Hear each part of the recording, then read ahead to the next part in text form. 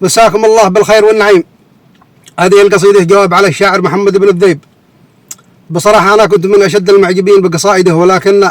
عندما الإنسان يخرج عن مساره لابد أن يرجع إلى مساره الصحيح.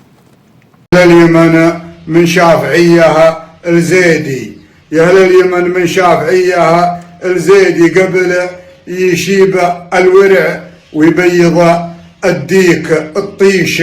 في صنعاء رواية قصيدي كطيشة الأحرار، خلى المماليك وللجنوب يدورون جديدي على النظام العالمي، والتماتيك تحت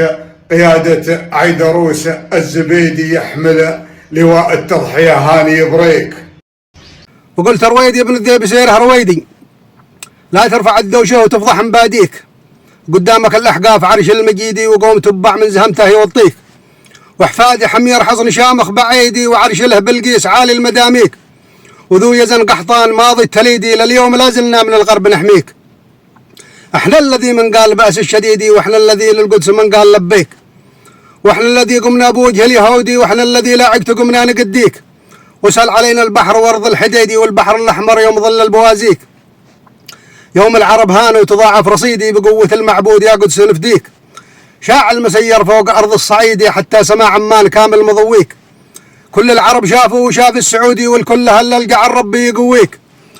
يا قاذف الصماد دك القيود إلى أرض حيفا، عز من كان يرميك، وكم عطينا راس كم من شهيدي، ولا رجعنا من خشوم البلاجيك،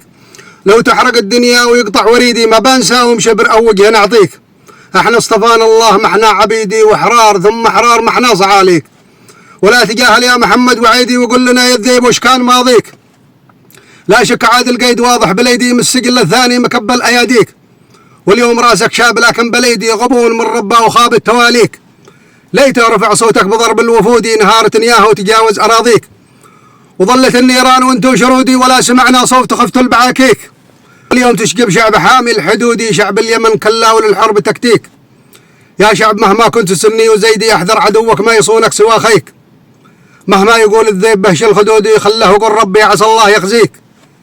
وامسك بخونوره وصون العهودي، من غير آل سعودي يا شعب بوصيك، ان قال عودي اليمن بات عودي، ما غير بن سلمان كامل صعاليك.